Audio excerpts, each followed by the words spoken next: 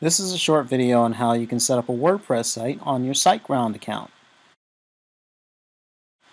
So in the top right hand corner, you're going to click on the login button and insert your username and your password.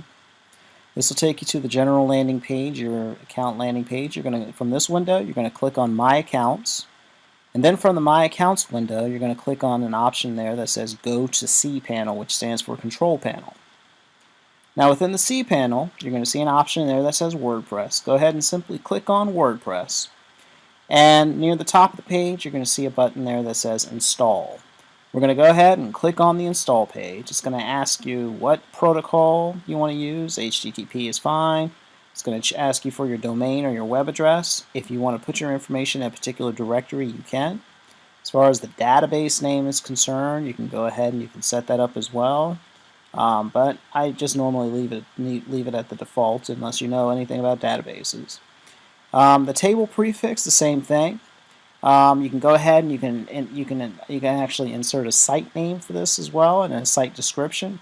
You can always change this later on, of course, once you get into the WordPress account itself. But these are like pre-settings for your installation. Of course, you want to go ahead and put in a username. Take the opportunity to put in a username and a password.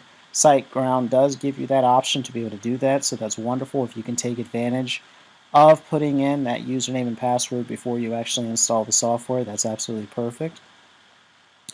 And then, once you've done all that, all you need to do is just simply click the Install button down at the bottom of the screen. Now the cool thing about SiteGround is the fact that I love how quickly it loads installations, it loads WordPress installations.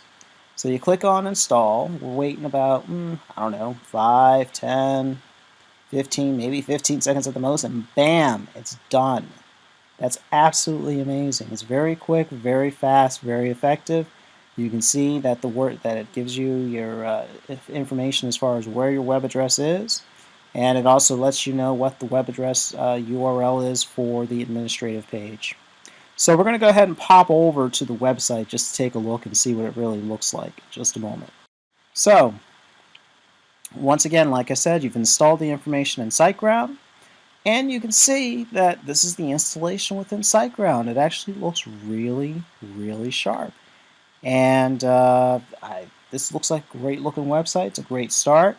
If you remembered what the URL was to get to the admin section, it's www.whateveryourwebAddress is.com/wp-admin, and that'll go ahead and that'll take you to the admin part of your WordPress site.